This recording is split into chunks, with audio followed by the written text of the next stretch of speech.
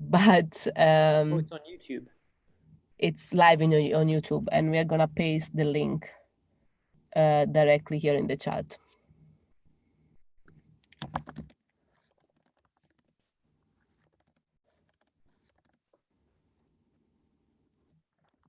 Thank you, Tiffany.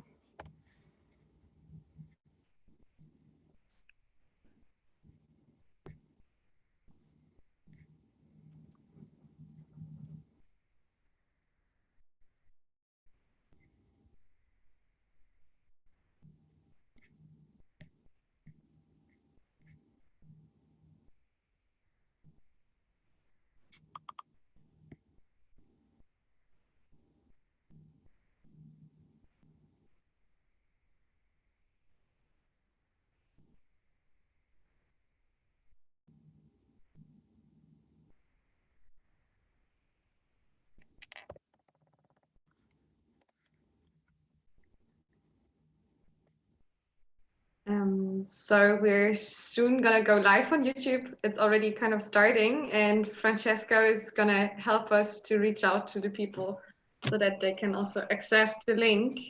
And we were told to then wait about a couple of minutes before we get started. Francesco, are you here? Yeah, we are live. Okay, we are live, but let's maybe start the session then to ground our intention with a short meditation. And I invite you, if you feel like putting off your camera or closing your eyes, to do so. And then we're going to start into the conversation in a bit. I'm going to call you back.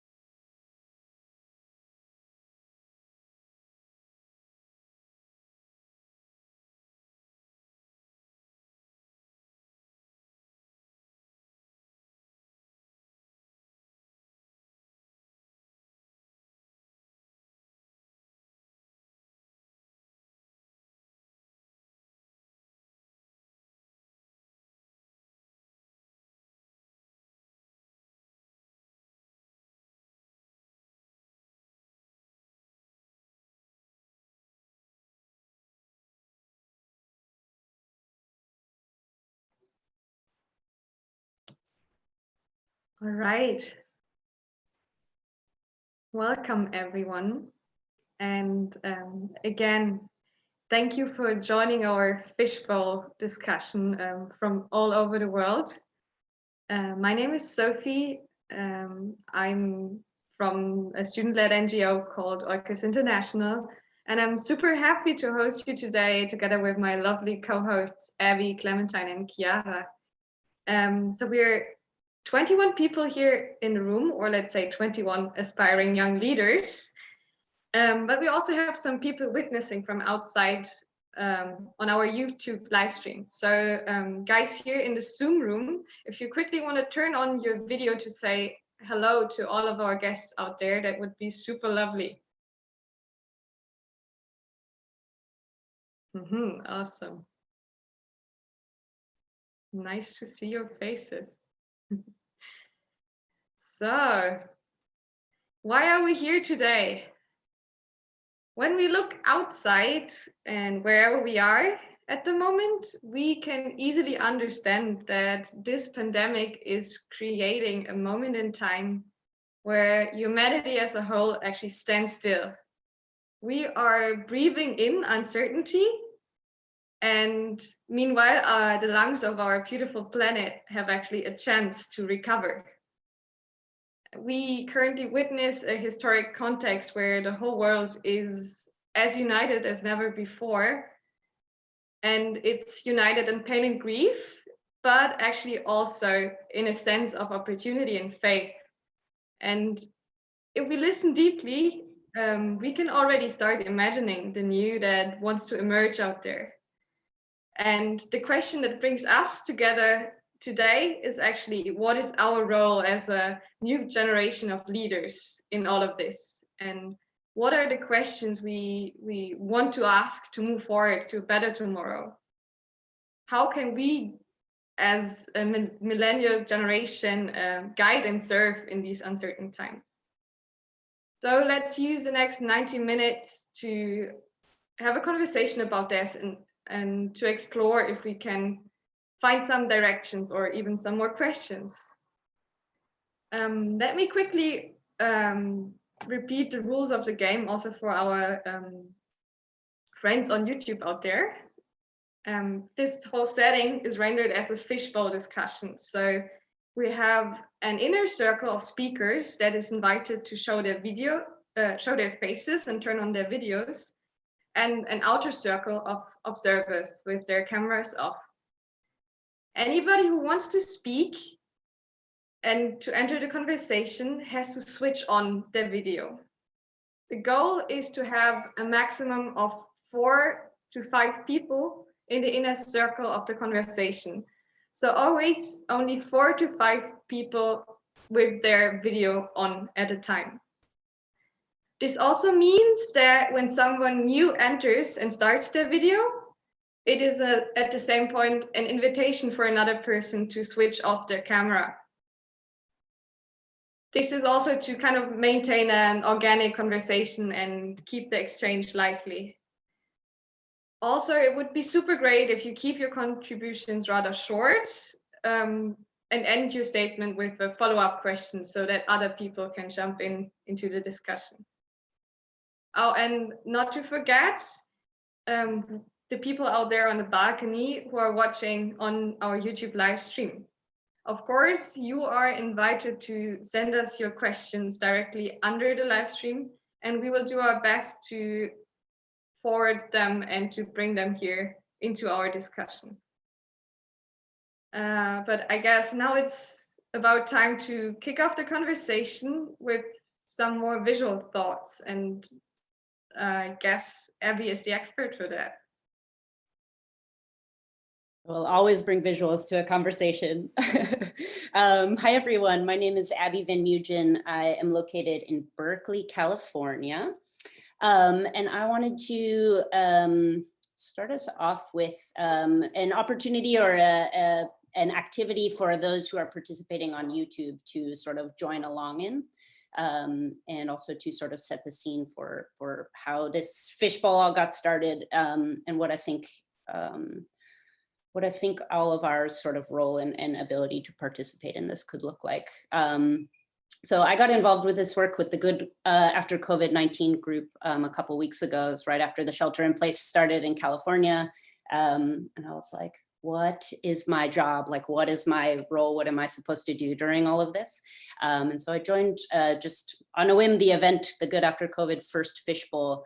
And it was such a wonderful opportunity to hear people speak about all of the good they were noticing and hoping to bring with them into the work they're doing for the post-COVID-19 era.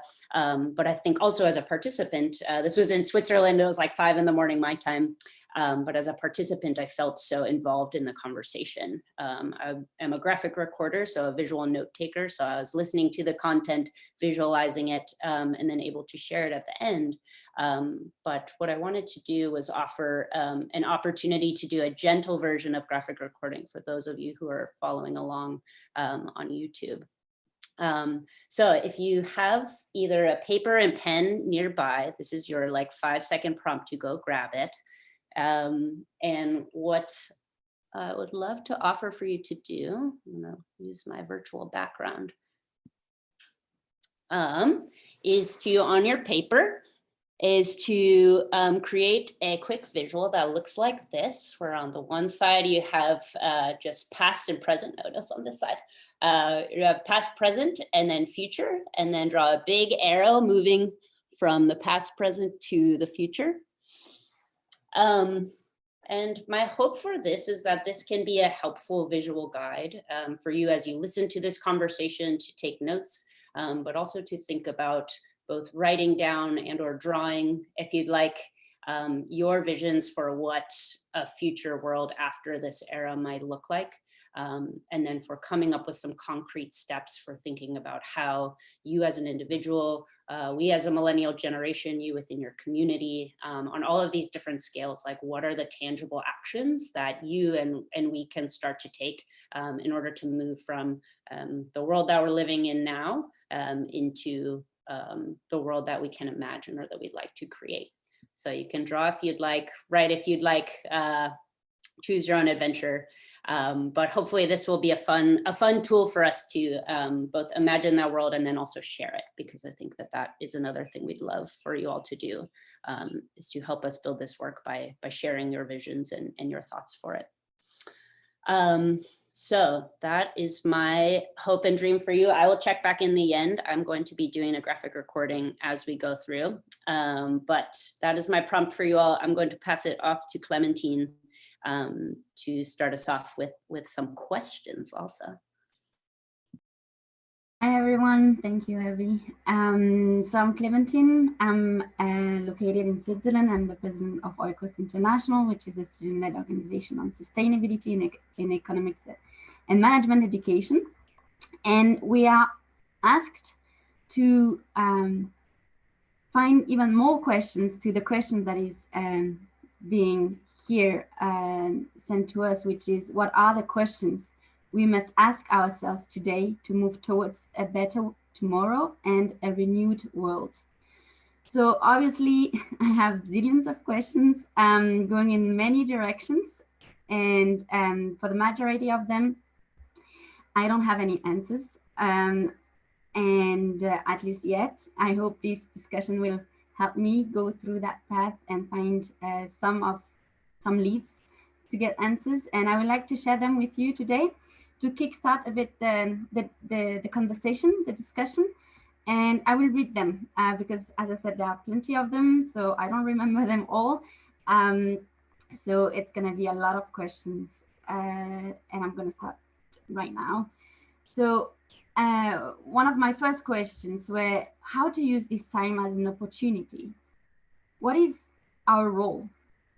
And how can we use this moment to step into our roles as heroes of our time?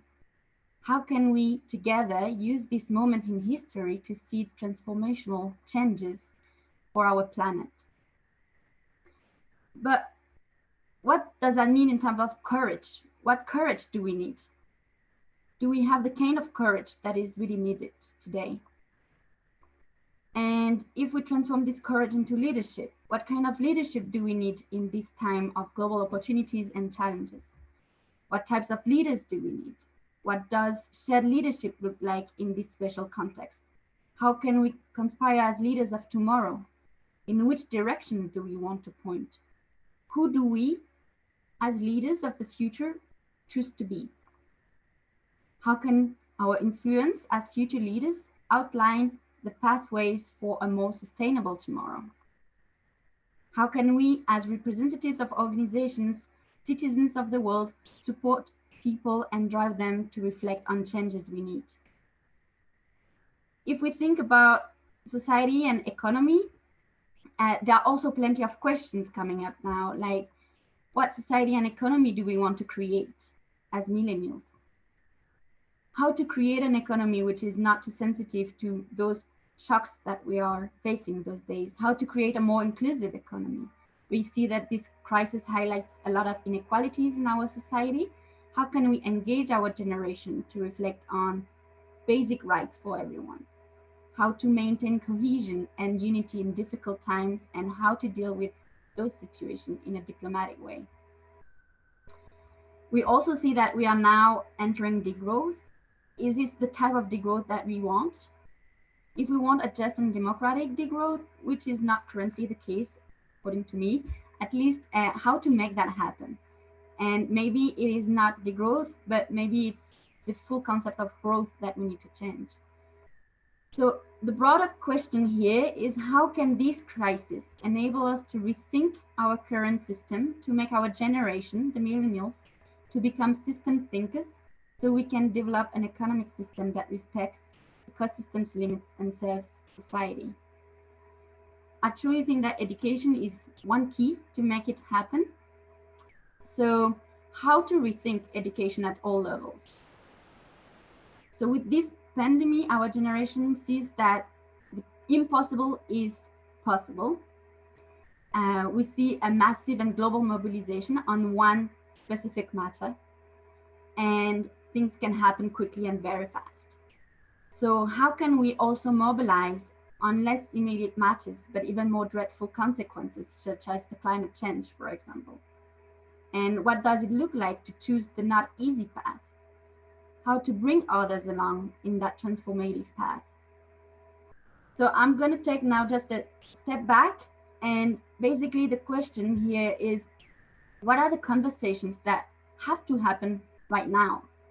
And those are only examples of questions that I have and that have been triggered by the COVID crisis lately. You may have some answers to those questions. You may have many more other questions from different angles into the discussion. And it is the purpose of this fishbowl today to do so. The floor is ours here in the fishbowl, also on YouTube. And feel free to step in and bring your ideas into the conversation.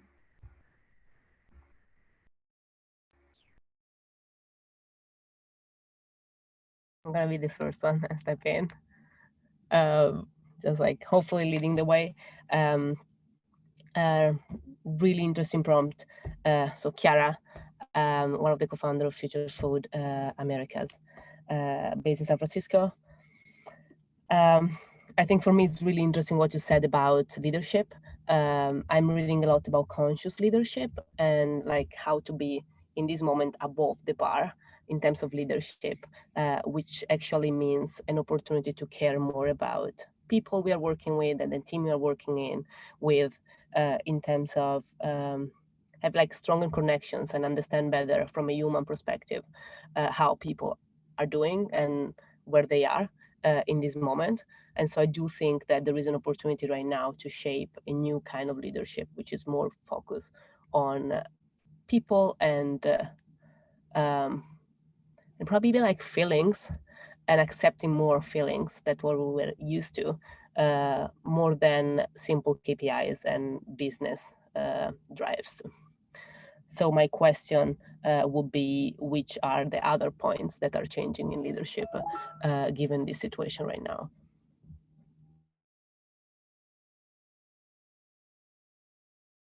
Hi, I'm Tiffany. I'm based in San Francisco, and I run a disability advocacy organization called Diversability. And I think to Chiara's point about the opportunity around leadership, I think that this is a real opportunity for us to really take a look at who is systemically left behind in this situation. And one of the things that I think is really interesting in my work is a lot of us talk about sheltering and how there are a lot of minor inconveniences and having to adapt to a new way of living. And for people with disabilities, we've had to do this our whole lives. And so I'm hoping that people will turn to our community and view us not only as the beneficiaries of charity or services, but as the experts who can provide valuable feedback for how we can move forward. So I think I closed with a question. Is that correct? I will say, who else are we missing at the table? Yeah, I'd love to build on that as well. So I think two things that have kind of come into conversation on one hand, we have this kind of solidarity and compassion and care.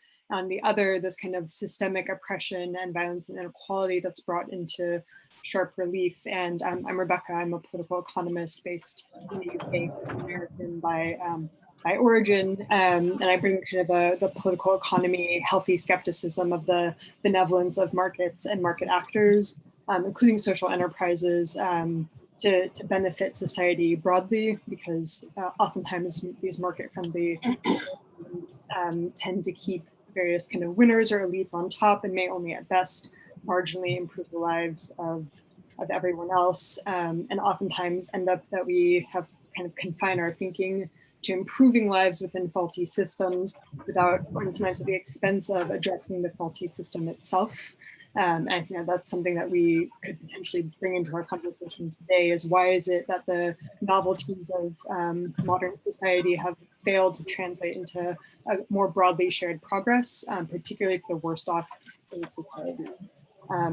As a question to invite some participation would be, before we thought that these kind of features of our economic system of inequality and ecological devastation were not choices, they were just kind of an outcome of an inevitable reality of the way that our economy functioned. But we effectively shut off our economy 2 weeks ago. And the question is, what now? What does the next round of our economy look like? Thank you for the invitation. My name is Cassia. I'm from Youth Climate Leaders. And I think we should take this opportunity to reflect on the empathy, because both the coronavirus crisis and the climate change crisis reflects this overall issue that we have as society. For example, during the first months, they had a saying that we shouldn't go back to normal because normal was exactly the problem. So a lot of the resistance that we see in states like Brazil or the US is like from leaders that want to linger to things that they cannot go back to. So we as young leaders, we should use this time to think about the foundations of this new world that we want to create and organize ourselves, like also with policymakers so that we can start building them. And as YCL, we defend that this new world, that we should rebuild our societies, thinking more about sustainability and fairness. So now, like as business as usual. And I think initiatives as the Green New Deal can be very interesting, and countries in Europe and few states are committing to rebuild their countries, thinking about the climate crisis, which is the next big crisis that is already happening and can get really bad. And as someone that has been working with climate change for 10 years now, is very striking to see how is to live in the crisis when the crisis is really happening. So my question is, how can we get the same attention after this crisis passes, at least the worst of it, to the climate crisis, and how can we rebuild our societies thinking about this more sustainable world that we need? Yeah. I'm Brandon. I'm from Los Angeles. I run a impact-focused media company called Social Good Club. I think the opportunity we have here is that for the first time, leaders and everybody involved is at the same time facing a collective challenge that we need to address as a team. And that creates room for imagination. And I think creativity and imagination is where we really need to root in and show what's possible by coming together. And we're seeing that happen time and time again. And so what I want to actually ask and pose to the group is, what are the systems we can reimagine versus trying to rebuild and reimagine within the frameworks we've already been set? What are the systems we can look at to start to rebuild for a better future? Okay, hi everyone. My name is Juanjo Ladines. I'm based in Peru, and I'm the impact manager of Incamos. And well, we have been working with Andean communities for the past 10 years, which are amongst the poorest populations of our country. And right now, at this moment, this kind of work, I believe, is truly important because we have always reached those who the government didn't have the enough funding or the correct system to actually provide them with support. And those are the populations who are right now suffering the most. and definitely thinking about the future, about what's to come once this whole situation comes down and the impact that COVID has reduces. We have to think about how can we continue this kind of reach, how we can push forward our governments and organizations to actually reach those who are in most need, because those are the ones who tend to be usually um, forgotten, forgotten by most organizations. And we have to think in which way we can make them more visible, in which way we can take them to the foreground and see that their basic needs are met and that they receive the support that they need. And so I do believe that this is the opportunity right now, is the moment that we have to actually think how we want to make the new normal for the future, how we can shape the way the future is going to be. Because we do have the tools, we have the experience, because we're used to work in difficult scenarios and reaching to those who are in most need. So in that regard, I think my question would be in which way we can actually reach bigger corporations or government officials and make them see that it is actually truly important to focus more on the less visible groups of our society and the most vulnerable populations.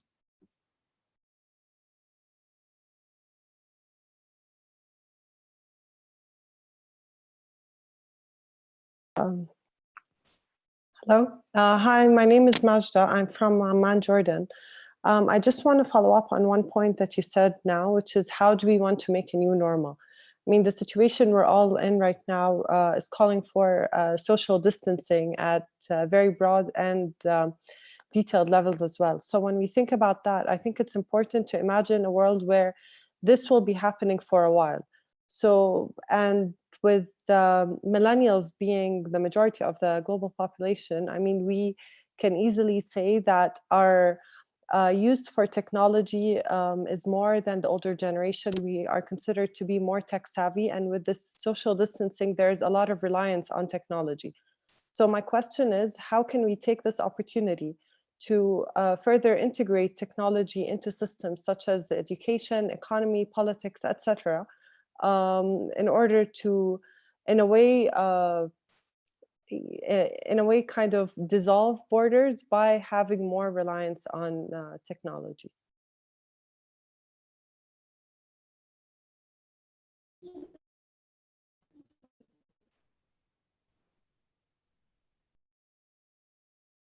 Hi everyone, I'm Filippo. I'm a student at Boston University, and I would just like to expand on your point just from the perspective of a student. So I have actually been doing online classes now for a part of a month, and there are undoubtedly some great advantages and some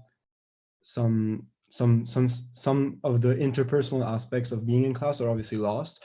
But I would actually like to focus on the aspect that we now really have the opportunity to rethink the educational system without any sort of local barriers or any sort of physical barriers. And the question I would like to pose is, how do we leverage this experience that we have now with this mass experiment in online education to really reach under like countries and areas that were previously left behind from education? And I think online is sort of an answer to that, and I would like to sort of pose that on the table.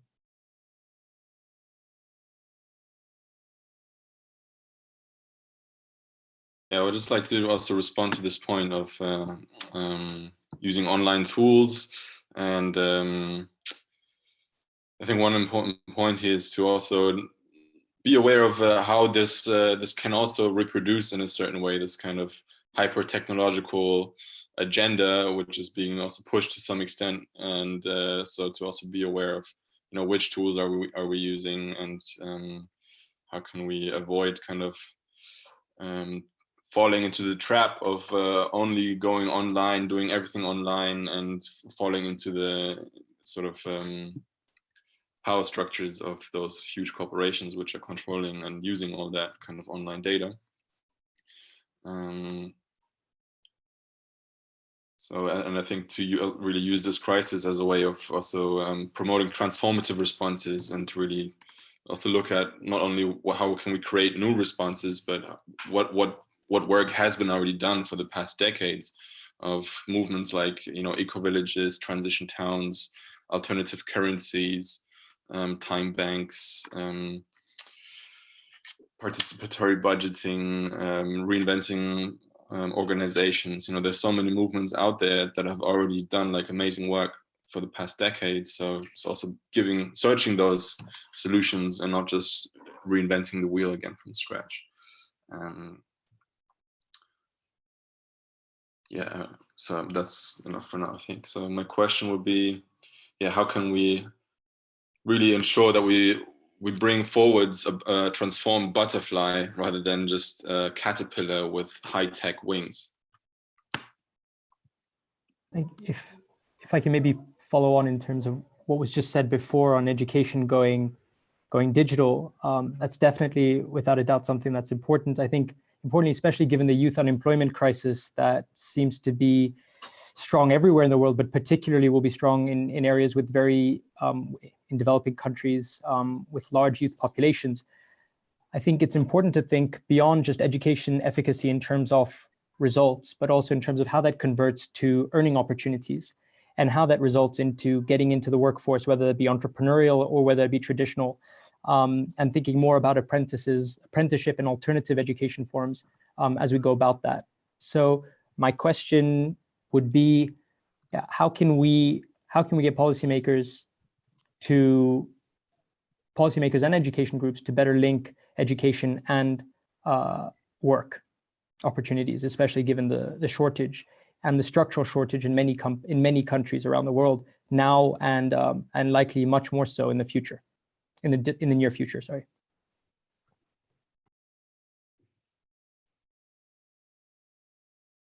I'm jumping in.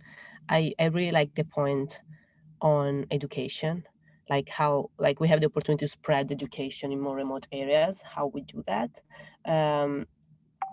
I do think there is the opportunity actually to do like some private public partnerships here, which are more about like how do we implement better technological infrastructures into more remote countries in order to then deliver this kind of education. I also do think that it's the right moment to just push on that a lot, because it's the first time probably in history that each of us, I'm a big fan of experiential education. I think who I am, it's really due to all the experiences I've made and like the places I've visited and the people I've been spending time with. At the same time, right now, everybody's kind of like reevaluating this paradigm and thinking that actually we are learning a ton, and even if you're not meeting people. So there is, I think this is the right time to just kick off a ton of projects on education, just because people are far more open and willing to jump on them. And so probably my question is, where should we start? Like if we think of tomorrow I'm going to do something and I want to start an educational program which is targeting some remote areas that have some problems and some limitations in terms of education, which is your suggestion? Like where would you like to start? Which is the country, the community that you think it's more in need when it comes to education? I'm going to step in here to chat a little bit about education. And then I also noticed that there is a question, I think that was posed on the live stream about how can we make people with disabilities prepare for the new reality of digitalization. So where we need to start is I actually think we need to think about access to internet. So the fact that all of us are on this call and I'm able to hear everyone because I have access to reliable internet, and there are a lot of communities and a lot of people who don't. So to me, that's the first place to start. The second place to start is access to the technology. And is the technology that we're designing actually accessible for the people who are going to use it? And one of the things I often talk about is when we design experiences or technology for our most marginalized communities, which I would actually argue is the disability community, we actually make these products and services better for everyone. So when I think about this question of like, how can we prepare people with disabilities for the new reality, is the truth of the matter is we've been life hacking our way through trying to figure out technology and how to adapt it to us. But if we can actually get some of these makers and designers and creators to start partnering with us and create whatever they're building as disability centric as possible, we can actually create a better foundation so that the digital divide doesn't further get widened, I guess. I guess I will bring in another question from the live chat, which is how do we change the minds of individuals who are clinging to the old model?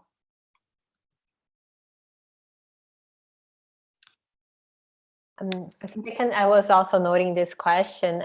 And for me, the best way is showing that the new model can be better. And I think one of the opportunities that we have, that we now have less commitments and we have more time to reflect, is to think about what is essential to us. And I really like a philosopher that was showing that we should see this question on the two main meanings of this essence. Like first, what we don't live without it. And I think it's really clear to see that a lot of things that we thought were essential to us, they are not, and we are living without them. And what is related to our essence, what is really our role in this world, what is good for us, and start prioritizing better. And on this, he enters education, because as we have a little more time now, a lot of us are using this time to educating ourselves, to learn new things. So I hope like we keep this habit of putting a bit of our day to this. And it's very easy to have a busy life and don't look to this important part of your daily basis. And as youth climate leaders, we see education for the careers of the future as well, because most of universities are not teaching what will be needed in 10 years, 5 years from now. So how can we improve and find other ways to be recycling ourselves? Because education on this century is something that we have to think as a lifelong journey, not only a course that you do tomorrow. You have to be educating yourself on a daily basis. So I think we have to build structures and organizations that help us to have a better update every day on topics such as climate change and others. Thank you.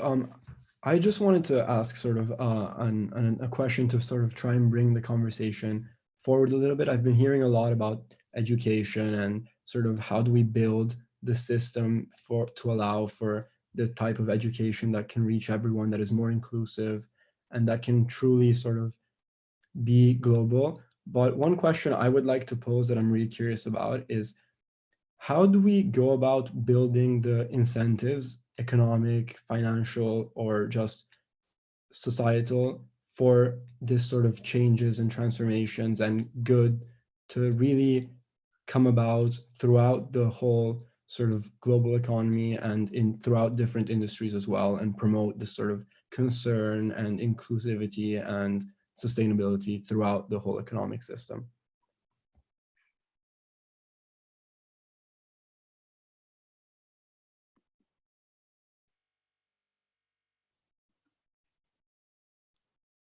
It's a really hard question, but yeah, no, I do sorry, think like no, it's good. I don't want an answer. I genuinely have no idea. Like, I'm just really curious to hear the input of some other people, and just see where everything takes us.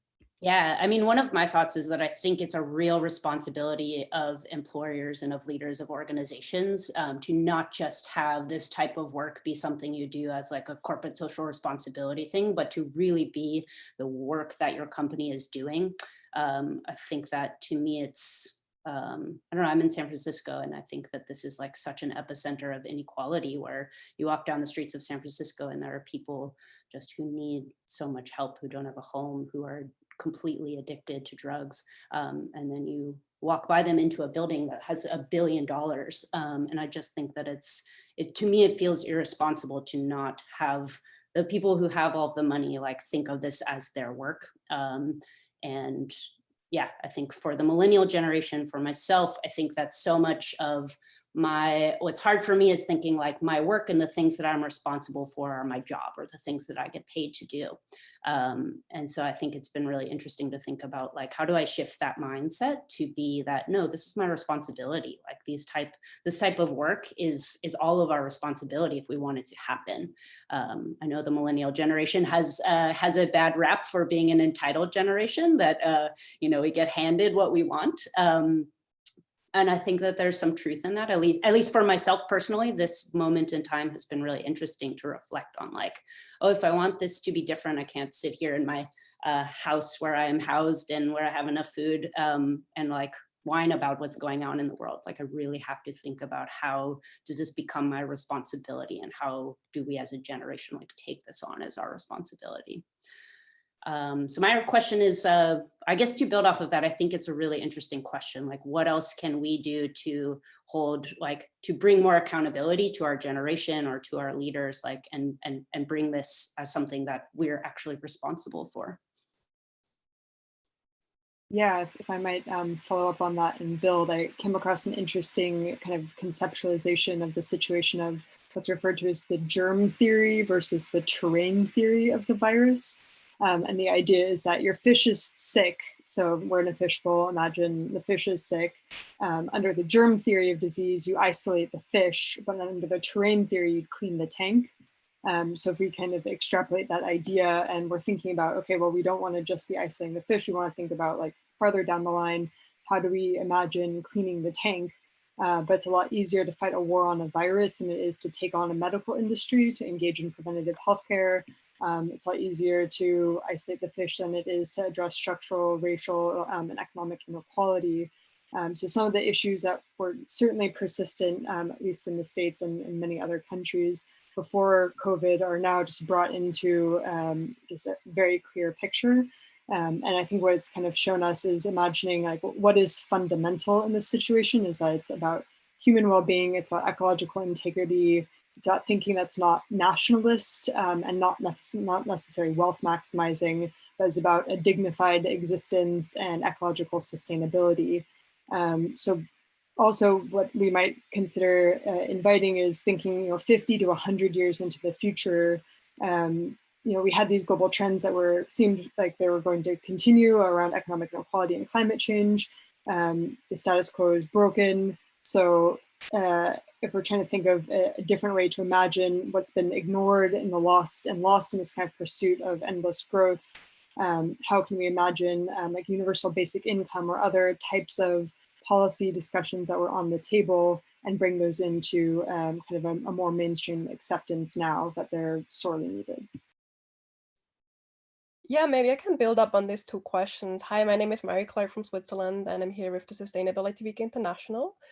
And I think it's very important. We talked a lot about education. And yes, of course, education is a very essential part, but also what I think is even more important now in this time that we talk about enablement and empowerment. So how can we as the new generation with all the drive and inspiration, all the education we have, really make a change? It was one of the questions before. And I think it goes all through empowerment. And what I unfortunately see that a lot of young people are saying, yes, of course, I know all about this. I even have solutions, but I don't feel empowered enough to go out and talk about it, or to go to politics, or to go to a business or start something, because there's a big risk. And yeah, so I think it's about education, of course, about all the knowledge, but even more, I think it's about the empowerment that we as young people are empowered to speak up and do something and just start, and not getting blamed if maybe something is not turning out as we want, that we take the risk and just do something, right? And I think also what this crisis now really brilliantly shows that really no one is too small to make actions. A lot of things can rapidly change, and it was previously unthinkable, unimaginable that we could do these changes. I am a climate activist myself, and we have been deliberating on things which now happen within 24 hours. And this is, on one hand side, really brilliant to see that that we can do this. And it's very, and I really hope that we can drag this on after the crisis. And this is, I think, a good sign to see for young people that yes, we can do it. It's just unfortunate that it needed a virus like this, that it can happen, and that we actually can see these big changes. So my question goes rather into how can we turn all this knowledge we have into real action, and what else is needed to keep this going after COVID, after we flatten the curve and COVID is not as dangerous anymore. Thanks, Marie-Claire. And I think you mentioned a super important point here with talking about empowerment and really giving people the tools to step up. But what I'm asking myself, and what I personally believe is even more important, because there is so much power out there in the world, isn't it much more encouragement? Isn't it much more courage what we need? Isn't it leadership from the heart? Like really giving people the trust that they can do something, that they are enough. I mean, when we look out there, when you look at our economic system, when we look at our societies, there is a culture of scarcity everywhere we look at. And I feel like now is the time to challenge that.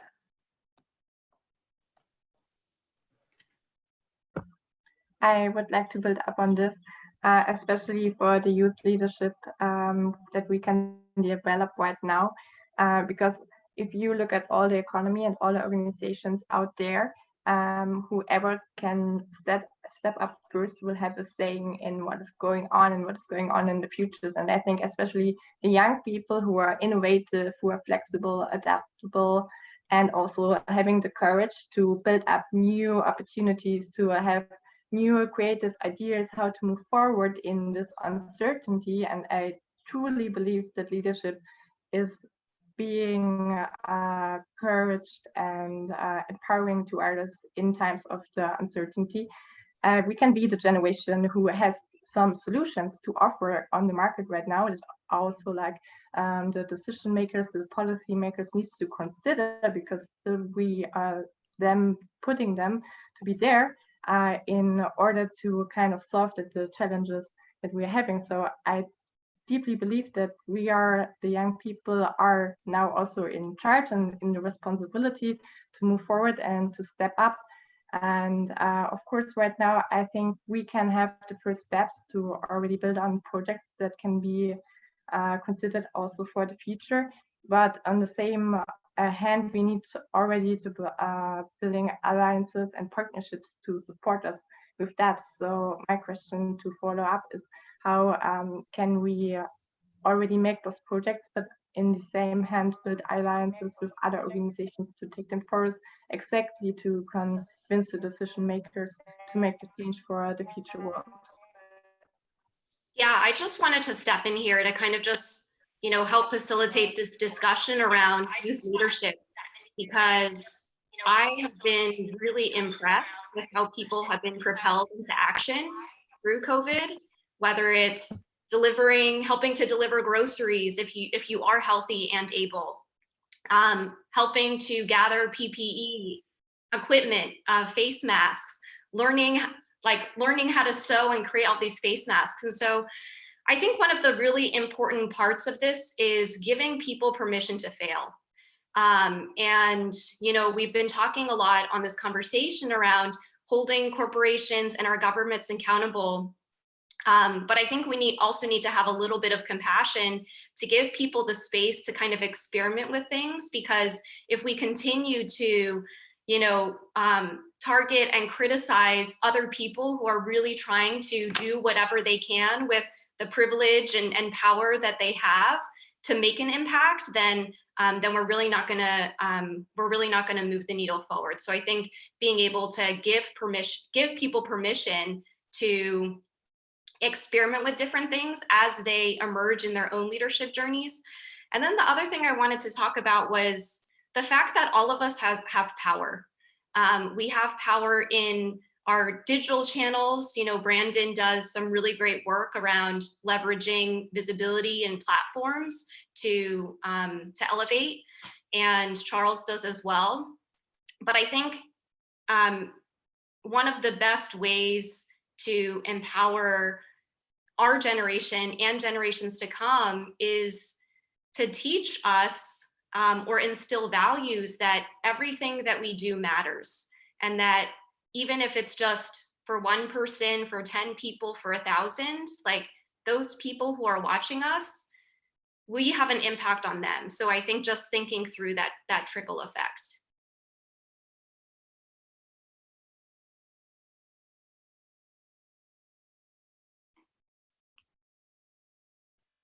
Totally, I love that. I totally agree with you. And honestly, for the compassion in terms of like giving people permission, kind of like disagreeing partially on what has been said before about engagement and even like politics. I think I'm seeing right now our generation being more involved now, which is really interesting. I see that there are more and more people around to go back a kind of like merging levels kind of trend where like everybody can do everything, and you feel closer to people. That I think an interesting trend I've been seeing is that into this empowerment trend, young people and we in general, like we are really more proactive when it comes to, okay, we can make decisions, we can be more active in politics, because we see leaders failing right now, which puts things in perspective. Like they are human, they can fail as I can fail. Why don't I do that myself? Why don't I just like step up and do that? So I think it's really interesting in this empowerment trend to see how I think the gap between our generation and politics can also get narrower. And this can for sure build on what you said, Tiffany, teach us that we can have an impact, and if we fail, it's okay, because this COVID-19 has been showing us that people have been failing, and it's normal, it's human. Hello, I want to jump in. I'm Charles, by the way. I'm French Colombian, and I really appreciate kind of the lens that both of you, Chiara and Tiffany, just brought to the table. And I wanted to share a thought. I feel that us millennials are really good at being in our heads, at being very intellectual, at thinking about systems, at thinking about, you know, changing big things, and about this kind of grand scheme of, you know, the whole things that we see what needs to change in a way. But I want to bring up something that was really important, has been said a few times, which is the word courage, right? Which links to, you know, what Tiffany brought up, like the beauty of seeing so much people showing solidarity, so many people also trying to empower others, because it's not there about kind of this savior idea of some people need to help those in need. It's about how can everyone help everyone be empowered to do better, right? And let's not forget that the word courage comes from Latin cor, which means heart. So how can we bring, may I ask another question, right? There's been a lot of questions, but how can we millennials get down from our heads and into our hearts, and to really kind of act with courage from the heart, from a place of empathy, right? Jeremy Rifkin talks about the empathic civilization, and we're talking about this kind of new industrial revolution. How do we do that? And I really loved also what was shared earlier, Tim, I think, about this butterfly, not some kind of worm with technological wings, right? So anyways, that's what I wanted to share. How do we kind of bring it down to the heart? Well, I think, yeah, I mean, thank you, Charles. I think what Tiffany was saying is exactly how it's giving permission to try, giving permission to fail, and giving permission to take ownership. I think until that, then we're never going to get out of our heads. We keep talking, we keep thinking, we keep going round and round and round. Like, you know, the number of conversations we've had, you know, around like these big thoughts and ideas that we're not actually seeing come into action, come to fruition, because we just keep talking, because we feel that like our power is in dialogue and not in action. When if we can actually like take the steps to just put things into action and stop thinking through everything and trying to consider all the different outcomes that are possible in this, but lead from our hearts and try our best, and until we know what's best, keep trying. That's how we're going to move change, and that's how people are going to start taking matters to their own hands and feel ownership over what they're doing. I think just getting into action, not moving quick and breaking things, considered movements is a very important thing. And for people to understand that they can have ownership over the systems, over their communities, and over like global ways of living. And I think we're seeing that now in how quickly people can change and can transform. And I really hope that this time of pause and reflection really allows people to kind of like take that space to really think and know about what place they can have in this world and what role they can take. So I guess my question is what are those roles, and what are you guys seeing? What are you seeing happen on the ground right now that is inspiring around this, that people are taking ownership, they're taking action, they're making change in their communities? I mean, if we look at Jordan here as an example, I mean, Jordan is one of the countries that imposed a complete lockdown around 5 weeks ago now.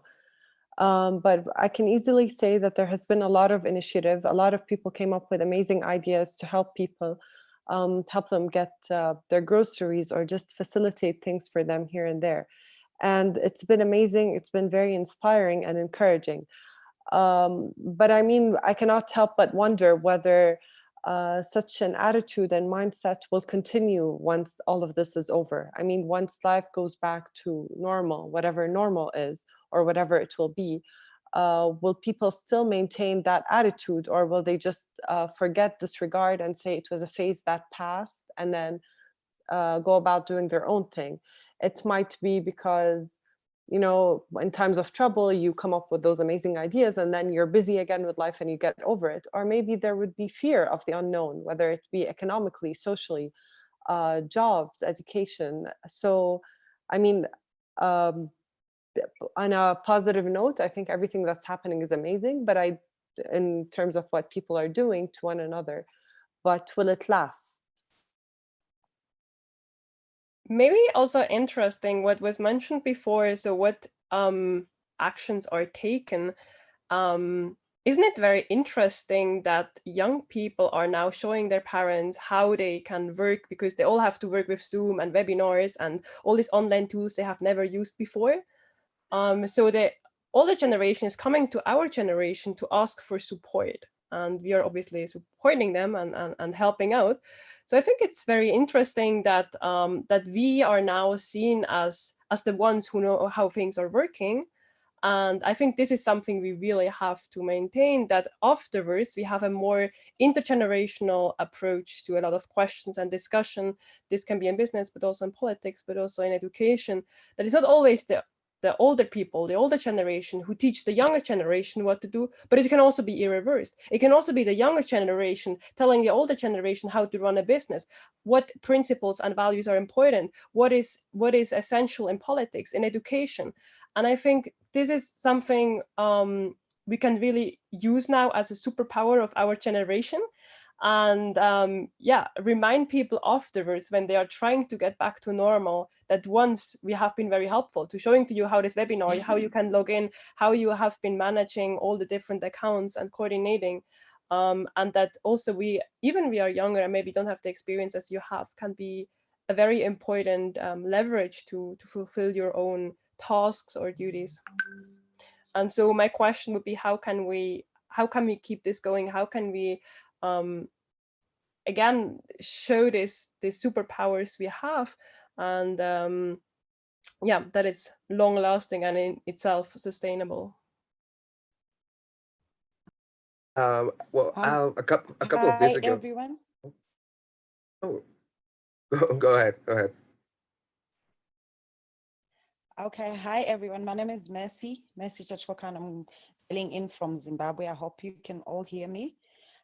Interesting point that Marie-Claire just brought up, whereby all people, the older generation, are actually coming to us and asking for a hand on how they can come in and use the digital advantage, digital knowledge that we have into grasping the new normal.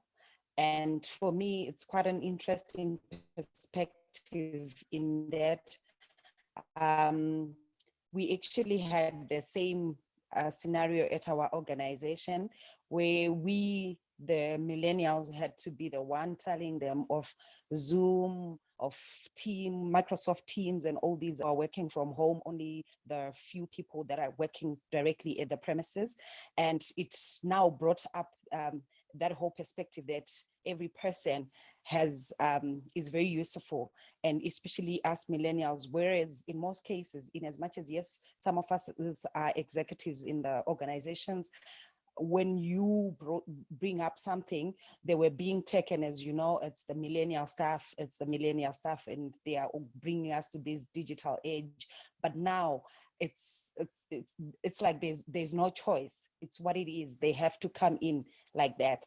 And when it comes to the sharing aspect, I love the fact that people now are showing each other more love. Here and there, I'm constantly hearing people like from our nation through social media, encouraging each other to check on their neighbors because they are running low on food, because the lockdowns have been extended, and etc. It then challenges us to be more of a humanity, a community that is more social than what we had become. So for me, it brings in a new perspective of oneness, of unity, of checking on each other. But again, the question still to ask is this going to be the norm after this whole pandemic? And interestingly for me, the position that I want to bring in from food scientist perspective is that we struggle as food science people, as quality people, food safety personnel, to encourage people on good hygiene practices. And now it's like, it's what everybody else is practicing. So for me as a food practitioner, food safety practitioner, it brings in a new culture shift of good hygiene practices, hand hygiene, etc.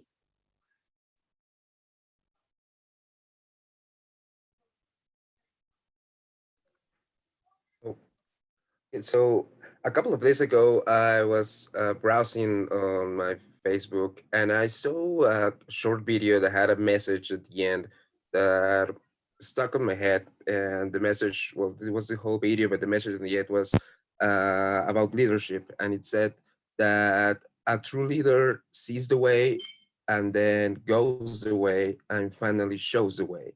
And I do believe that this is something that is going to prove really important for us, for our generation at the moment, because as a couple of you have already said, right now is the older generations, the ones that are coming to us asking for help, because they are in a way being forced to adapt to something that is basically our second nature, being online and working remotely and using technology to actually get things done is something that we are used to.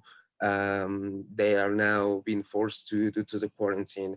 And I do believe that this is a moment to provide them with our experience, to show them that it is actually possible to get things done this way, and share all the knowledge that we have in this matter, so they can see that there's a lot to get with combining the experience that they can have from the years that they have worked with our own experience, being more tech savvy than they can be. And I also think that this thing about what's going to happen once the curve flattens. Are people going to be the same? Are people are going to still showing that kind of empathy for those around them, and they're going to still helping each other as they are doing now? Because everybody has seen this amazing cases of people that are literally putting their lives at risk to help others, which is a reality that's happening every day.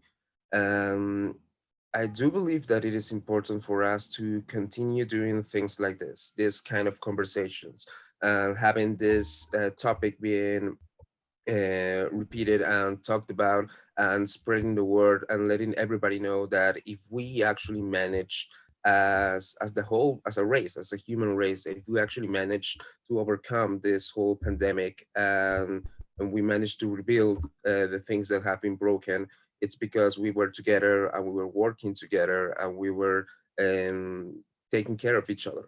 And that it is important to continue doing that, even though there is no pandemic, because who knows, it might happen again with a different disease or for a different reason. But it is truly important for us to continue having that mindset of doing what is necessary to help those in need. So whatever happens in the future, we are not going to take that long to react properly. We're going to be prepared, but because we are going to be helping each other since the beginning. And that's going to help to save thousands of lives, no matter what happens next. Thank you, you both. It reminds me of people that asked me about why some young people at the beginning were not as concerned about COVID as other people. And it strikes me that maybe one of the reasons why we saw such a rapidly change because of COVID is because the main populations affected are people over 60, whereas other crises that we see and it was also very strong in Europe and other rich countries in the beginning. There was a massive response. So I think if that people would be more empathetic about not only like when like younger generations talk about their future being a threat because of climate change or people that right now have been suffering the things that for some people they could only see more in this particular situation. So I hope that maybe from out of this we can really build an intergenerational cooperation. I don't know if you have any feelings about that. And thank you, Cassia. It's exactly what I wanted to react on this intergenerational cooperation. I think we see that there's this need, and we see that it's something that makes things move on, and it's something we really need to make sure that stays there afterwards as well. And it's bigger than that. It's more about co-creation, cooperation, collaborations between generations, but also between sectors, industries, and different communities, etc. And only that way we can really make the changes lasting ones. It's what I really think, because we're all facing same challenges, even though differently maybe impacted. But the main big challenges like climate change is same for all, even though again it's differently, it's affecting differently the people on the planet. But if we can all find this way to really collaborate and co-create and and act together, then that would be a way to find the right path, I guess, which is not the easiest path, and it's not a path we were able to find before. So will we have the courage to go and on that path? And yeah, I guess I wanted to bring in also a question that was asked in the live stream, sorry, on being inclusive, because we can all move together only if we're inclusive and bring everyone in. And the technology can be something inclusive and can be something not inclusive according to the situation at the moment. Many don't have access to any sort of technology. So how to bring along everyone so we can really find the best solutions for. Yeah, sorry, I'll just deviate from the technology point just for 1 second, because I wanted to just make a point about what has just been said about cooperation, collaboration, intergenerational conversations and all that. And I think really a key point and I guess a positive of COVID is common ground.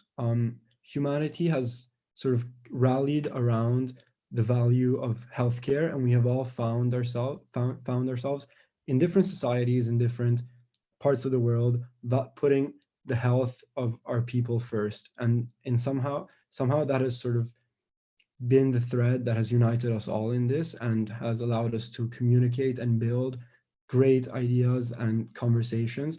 And I really think the value of common ground and respecting one another is what has to sort of continue after, if we truly are able to lead from the heart and sort of find the courage to move on as a society.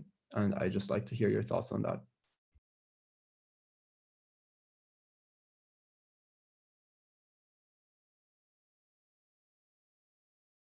Yeah, I wanted to add one more point on this idea of connecting. I think we have to challenge this idea of social distancing and actually talk about social connection in times of physical distancing.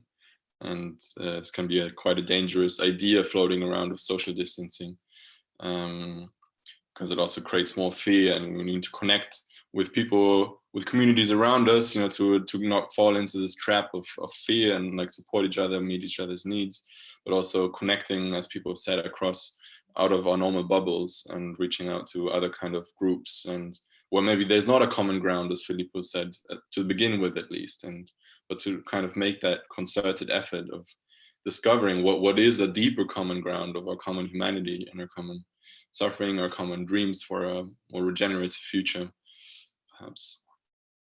So yeah, social connecting all the way.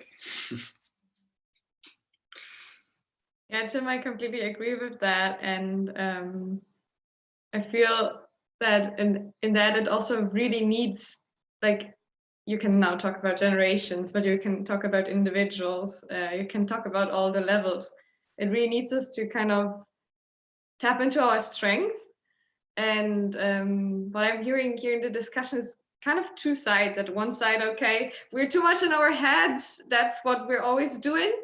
And we need to lead more from the heart. But at the other side, oh, we're so good in technology, we know we can show them we're good systems thinker, we're getting the bigger picture. So like what I'm thinking right now is, and what other people have been coming up with again and again here, is like, maybe it's just the point where we have to start thinking, which we have to challenge as a generation here. Maybe it's this gap, this disconnect to our foundations. What are our roots as humanity? What is our root as life? Life in general. And there's this like quote, our roots as humanity are bleeding. And I just think about indigenous cultures, about a general sense of humility, about the way we live with each other. And for me, this is where I want to start thinking when I think about how I interact with others.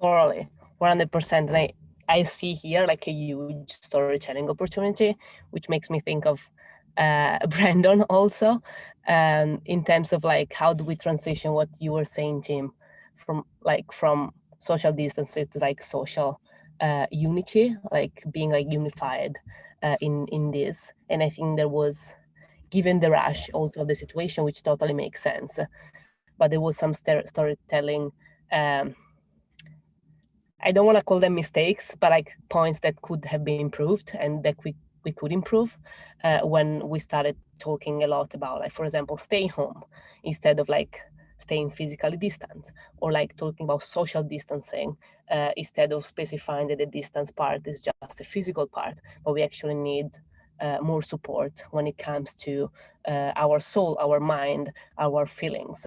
So I do think actually that storytelling has a huge opportunity right now for us to actually increase well-being of people and of all of us, and just reframe the story that we're living right now. Yeah, maybe another aspect. Thanks, Sophie, for raising this question.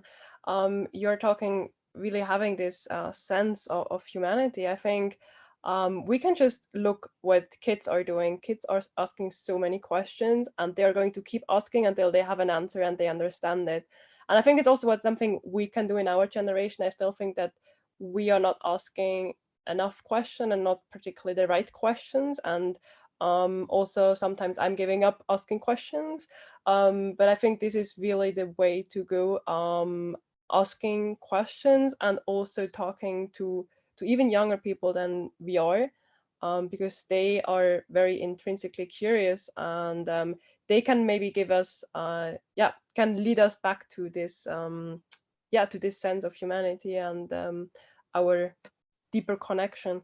So maybe the question would be how we are, having even more of this intergenerational exchanges with kids and us and the older generations, and take out the most beneficial for the future. That's interesting. I was actually going to go a different direction with that, but to answer your question, I think that it goes back to kind of what I believe Tiffany was saying earlier in the idea of like vilifying older generations and vilifying the people trying to do the work. There's a lot of information, a lot of learnings that that weren't available a while ago, and people are learning, people are growing, and we need to be able to have an opportunity to bring everybody that wants to do this work in a meaningful way and bring them to the table. And I think the big problem that happens in intergenerational work is that both generations look at the other one and vilify, point out the wrongdoings versus trying to bring everybody to the table to do appropriate work. So I guess my question to that is, what are the modes of bringing people to these tables and to be able to collaborate in meaningful ways? Yeah, thank you for that, Brandon. I really enjoyed the last few shares and how the train of thought has taken us to this point. And I wanted to mention something around the narratives, right? And also, I feel that if we talk about previous generations, we're being a bit short-sighted if we forget that maybe 3 or 4 generations ago, our parents, great-grandparents were farmers, right? We were a civilization connected intimately to the food system. Food was at the center of human life. Growing food, being safe around food, preserving food, right? And I feel there's something there that is very important. And this knowledge is not, we don't need to reinvent the wheel. Ask the elders and ask the elders about what their elders said, right? Let's go back to this ancestral knowledge. And so when it comes to the prompt of this conversation, the first prompt, what is our generation's role in this moment in history? Maybe it is to figure out a narrative, to figure out a belief system that works for all and that has the embedded wisdom and intellect and access to knowledge and equality, right? That has been missing in this past decades, in this past lapse of 100 years. We can almost even bypass many of the systems that are there, but without reinventing the wheel, because we are human, right? And there are things that connect us and that are universal to all of us. And now there is the planet in the equation. Now we're not the center of the universe. In our belief systems, there should be that we are just a part of a planetary ecosystem that we need to protect and that we're intimately linked. Maybe if there is one massive insight from this crisis is our interconnectedness, right? So using a metaphor, like the soil is ripe right now. It feels very ripe, very fertile for seeds of innovation. What are the seeds of innovation that we're all planting with our very diverse skill sets as millennials? And how are these seeds all interconnected in a tapestry, in a narrative, in a protopian idea of how we imagine the future to be? And what is the dream that we want to really lift up in the coming decades? I really like what you just said. I think it kind of sums up the approach that we should take as a population as a whole. I mean, learning from the past is very important. We do not need to reinvent the wheel, as you said, but at the same time, it's an opportunity to take whatever is happening right now and turn it into an incubator for learning and creating, I don't want to say a new future, but fixing whatever mistakes happened in the past and just moving forward from there.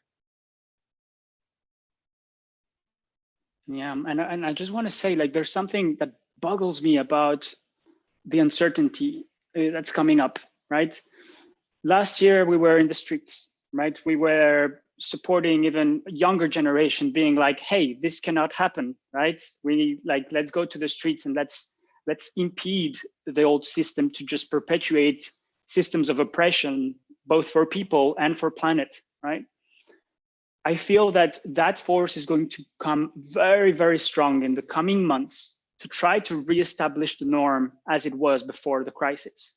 So how are we going to mobilize ourselves in the coming weeks, in the coming days? Tomorrow is Earth Day, right? And that means a lot to some of us.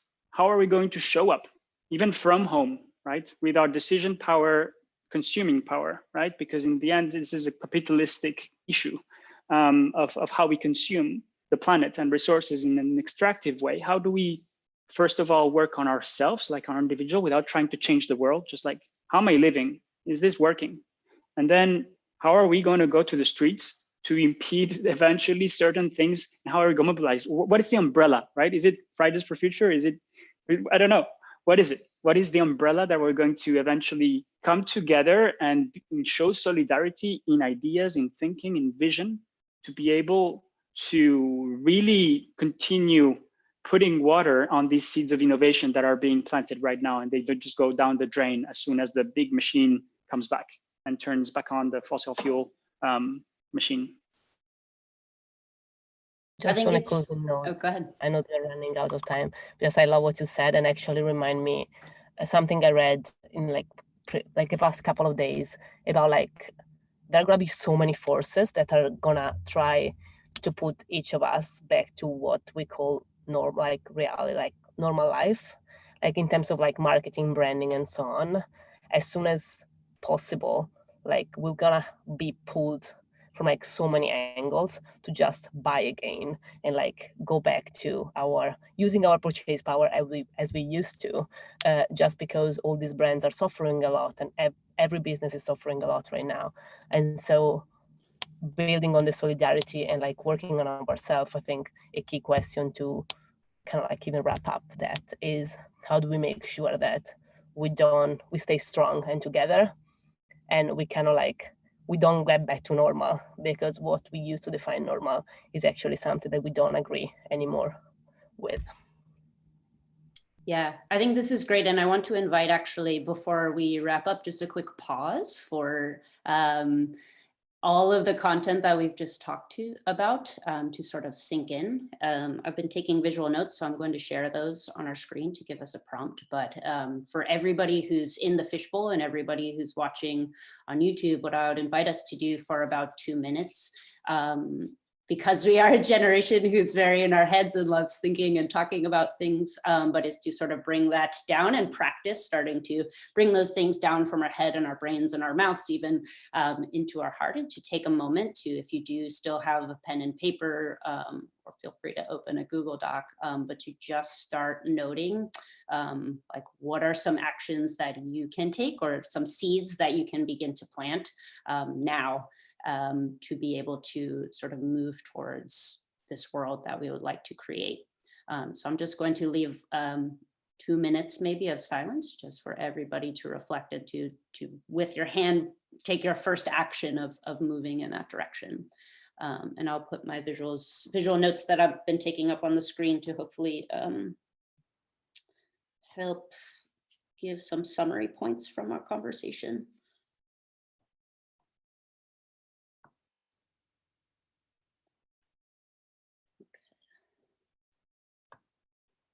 So I know that there is a lot on here, but feel free to look through and see if there are any key themes that you'd like to have your directions linked particularly towards.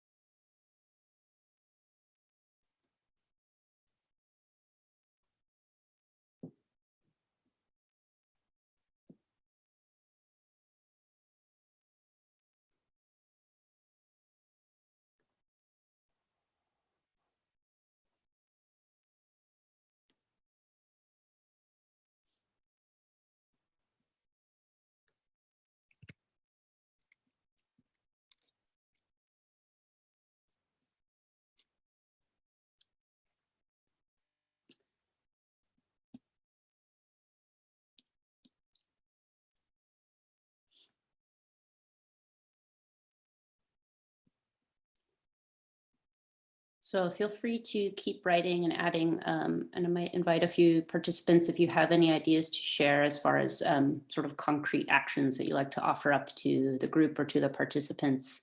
The first one I can start with is is that I do think that art and artists have a huge role to play, not just visual artists, but musicians, writers, people who see themselves as artists, but also people who don't see themselves as artists. I think that one tool that is so helpful for helping people to see and understand these ideas or visions that we have in our heads is making them concrete and communicating them in a format that's not just being loud and talking about them, but is drawing them, that is singing them, that is writing poems about them.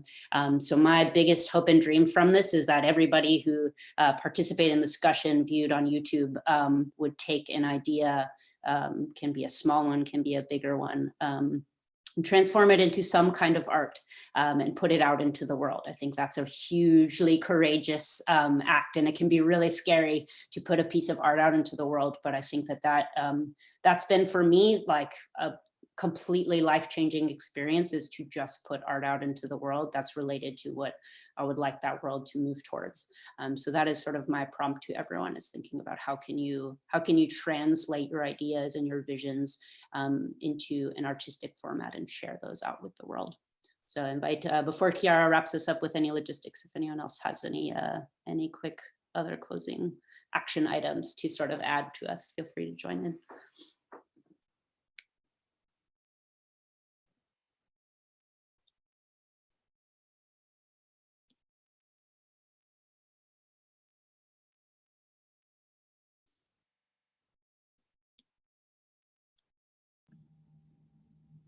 Okay, so maybe I jump in. Mercy, do you want to say something? We can hear you.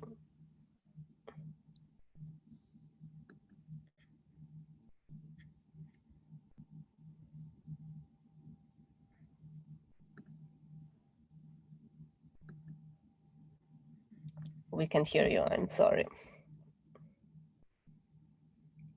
No.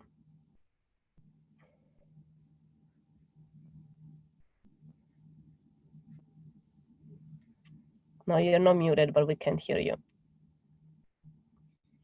I suggest maybe you write something in the notes, and if we're gonna just then yeah.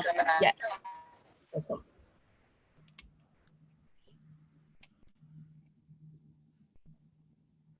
Can you hear me now? Yeah, more or less.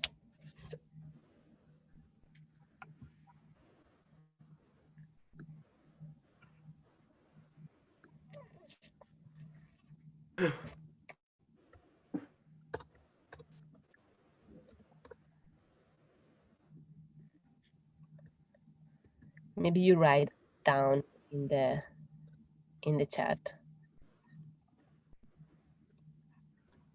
For sure. I'm sorry. Yeah, I mean, if you can try again, just you're cutting.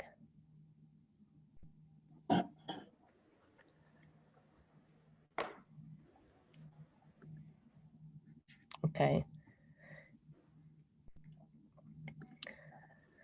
Yeah, I'm sorry. Can you hear me now, Chiara? Yeah. Yes, we have about 1.5 minutes. Go ahead. Okay. So what I wanted to say was, how can we reimagine a food distribution, especially for the African community?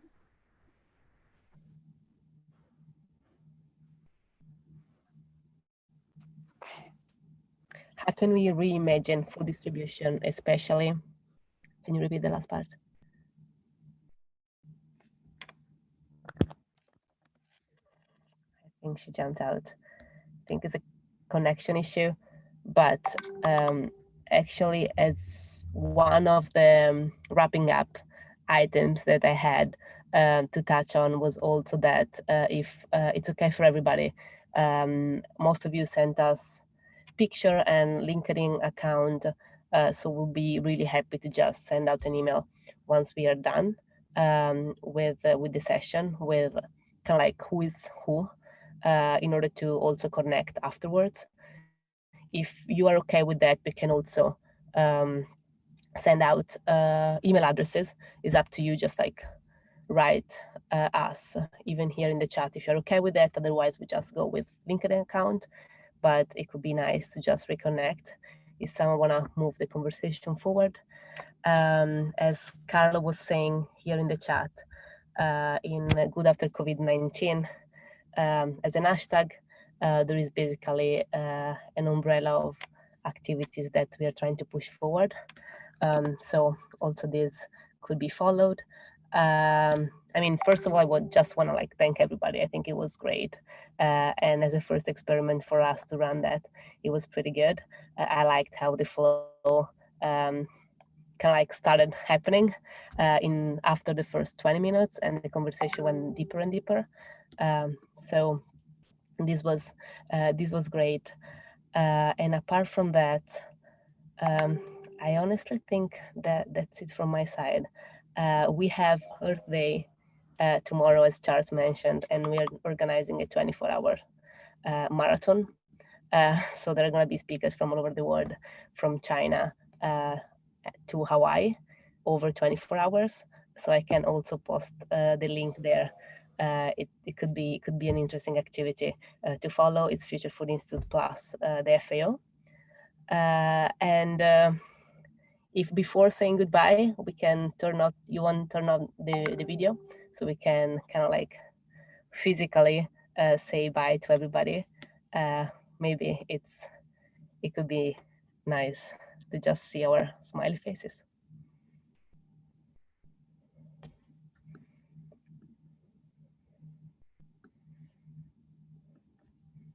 And I'm gonna try to take a picture as well. And yeah, thank you, Abby. As everybody said in the chat, I think the work you did with your art piece that you are giving to the world was actually really beautiful. Thank you. I'll be sure to share it out so you can all use it as you please. Nice. Well, if nobody has anything else to add, I think we are 1 minute late. So yeah, just want to thank you all again. Thank you, everyone. Thank you for creating this space for everyone. Thank you, guys. Thank you. Thank you all. Thank you. Bye. Thank